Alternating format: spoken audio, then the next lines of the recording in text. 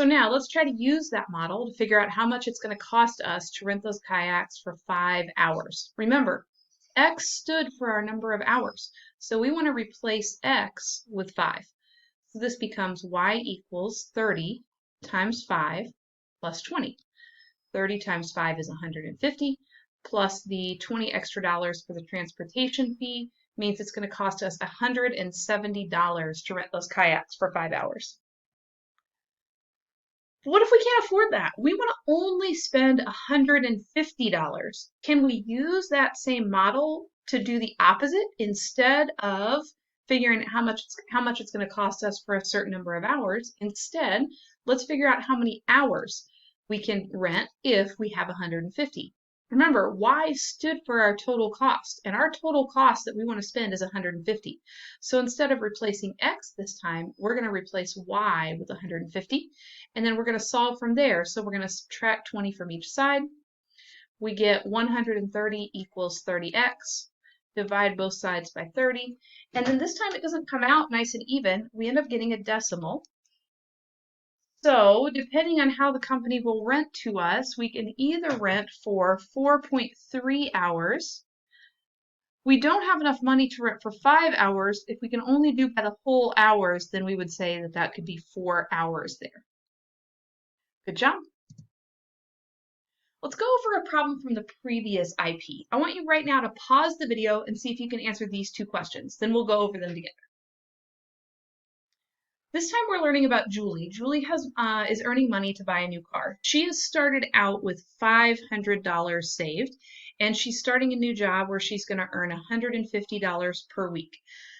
The question asks, what is the y-intercept? Well, remember, the y-intercept is B, the beginning. How much has she already saved at the beginning? In this case, you should have said $500. The y-intercept then represents the beginning balance in her account, how much she has saved from the very beginning. Now, we want to write an equation that Julie could use to figure out how much money she's saving over time. We already know that our y-intercept was 500. The slope, in this case, has to be 150 because I see that word per, which goes with 150, so you should have said 150 for that one. Now the slope from question 3, remember, look at after the word per, we see the week.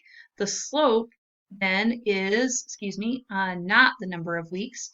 It is the rate at which she is adding to her savings. $150 per week is the rate at which she is adding to her savings. Go ahead and pause the video now and see if you can do number 5 and then try these 2 additional questions that were not on the IP. Now that we know that our slope is 150 and that our y-intercept is 500, it becomes extremely easy to write an equation. We put the slope in front of the x and the y-intercept as the constant at the end.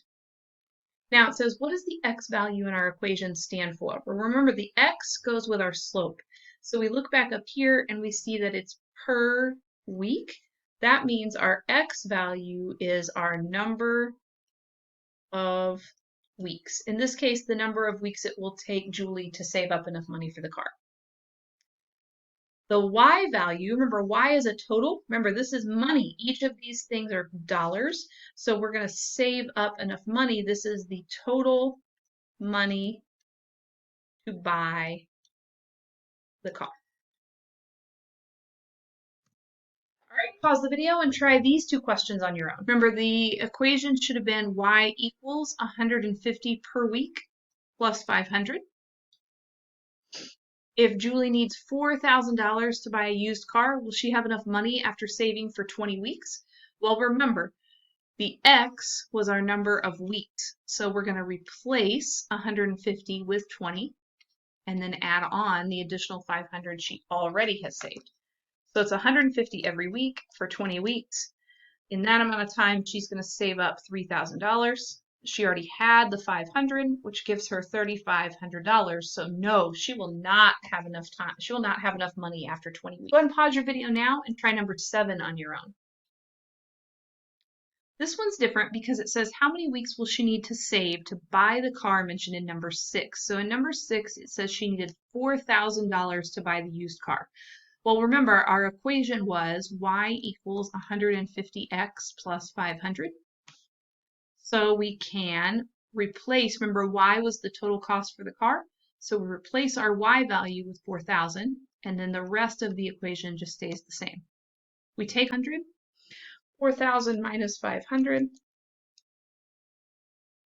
gives me 3,500 that she still needs to save up. She's saving up 150 every week, so we're going to divide 3,500 by 150. And that gives me 23.3 weeks. Now, if she's only saving for whole weeks, 23 would not give us enough money. We would need to round that up. Even though the 3 says to round down, she would need 23 and a little bit more weeks. So this would have to become 24 weeks. Good job. We also wanted to do some review today on writing equations in standard form. If you haven't done this lesson, you might want to pause the video now and backtrack to the last lesson before spring break and do this because it's going to fill you in more detail. This is just the review here. You want to remember that standard form looks like this. You've got a number with an x, a number with a y, equal to a constant by itself. A, B, and C stand for some numbers, but they stand for specific numbers. They stand for integers, which are positive or negative whole numbers. For example, like -3 or 5 are integers. But there's some other requirements. A has to be positive, so A can't be negative. B and C could be negative, but A can't be. And we can't have any fractions or decimals. I want you to pause the video now and identify which of the below equations are in standard form. So what I'm looking for is a number with an x plus a number with a y equal to a constant. A is in standard form. It's got a number with an x plus a number with a y equal to a constant. B is also in standard form. Remember, it is okay for B and C, these numbers with the y and the number that's by itself, to be negatives. That's a -7y and a -8. That's fine because A here is still positive, so choice B is also in standard form. We should not have said that choice C was in standard form. If you look at C, it's in the right order. It's got a number with an x plus a number with a y equal to a constant. But that A value is negative and I need it to be positive, so you should not have chosen C. You also should not have chosen D. D is in slope-intercept form. The y is isolated. We don't want our y to be isolated. We want it to be with the x on the same side. E is in the right order. It's got a number with an x plus a number with a y equal to a number by itself, except that we aren't supposed to have any fractions, so that is not in standard form. The last one is in standard form. It's got the invisible ones here. It's got a number with an x plus a number with a y equal to a constant. Each thing is a whole number or an integer, positive or negative whole numbers, no fractions, no decimals, and it's in the right order. So you should have said A, B, and F are written in standard form. Now, what if an equation is written in slope-intercept form and we need it to be in standard form? We want to use inverse operations to get that equation in standard form. Let's try some together. Remember, standard form is ax plus by equals c. For this one, the y is isolated. Remember, we don't want it isolated. We want to move the x to the other side. It's already a -2, so we're going to instead do the opposite. That'll make those cancel out. 2x and y are not like terms, so I'm just going to write them next to each other. 2x plus y equals 3.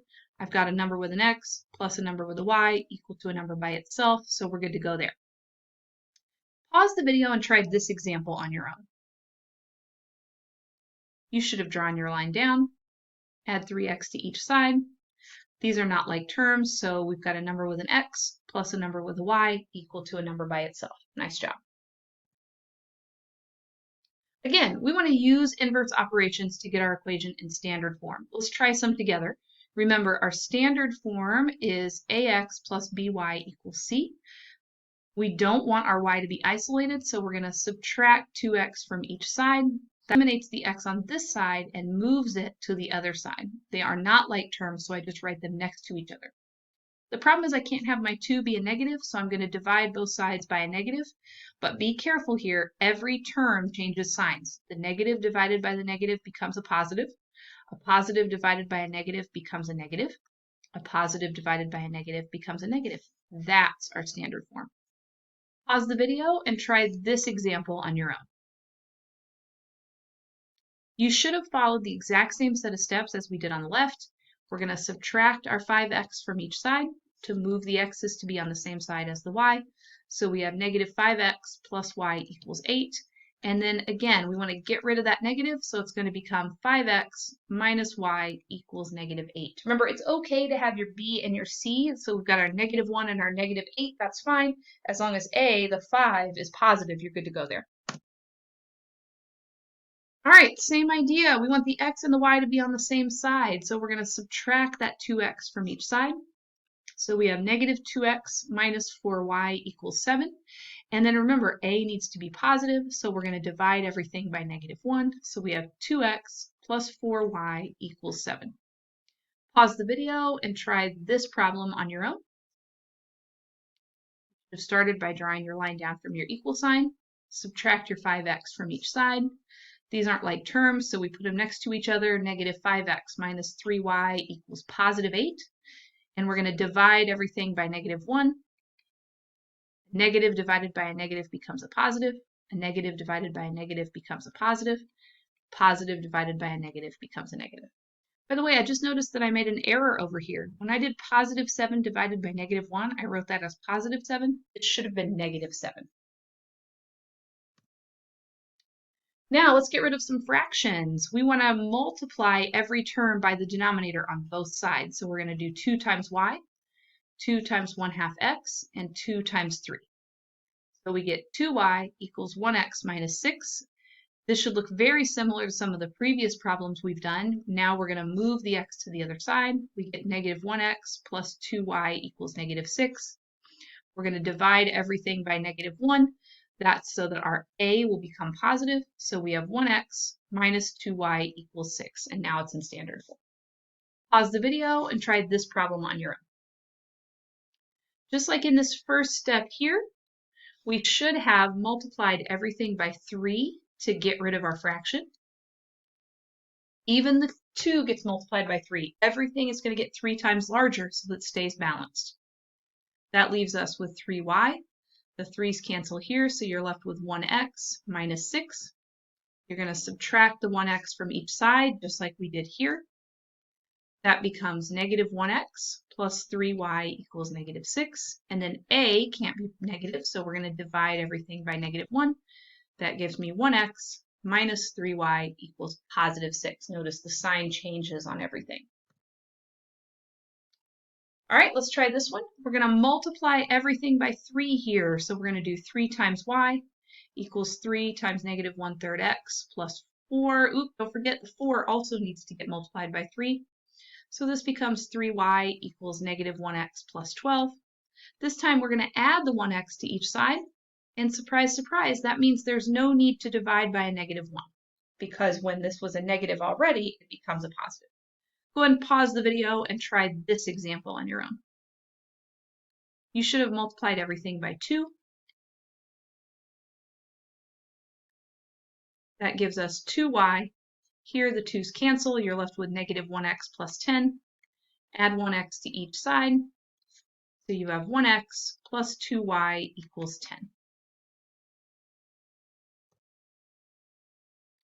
Last one, we're going to go ahead and multiply everything by 3. So we have 3y equals 3 times 2/3 x plus 3 times 4. This becomes 3y equals 2x plus 12. Subtract the 2x from each side. So we get negative 2x plus 3y equals 12. And divide everything by negative 1. So you have 2x minus 3y equals negative 12. Go ahead and pause the video now and try this next one on your own. You should have started by multiplying everything by 4, so that's 4 times y equals 4 times 3/4 x plus 4 times 5. So you get 4y 3x plus 20. You should have subtracted your 3x from each side, so you get negative 3x plus 4y equals 20. And then you should have divided by everything by negative 1 to fix the problem with the signs. So it should have become 3x minus 4y equals negative 20. That's it for the day. You're going to want to go back to Haiku and click on the Google form for the IP on standard form review. Complete and then submit. Email me with any questions or concerns. Good job.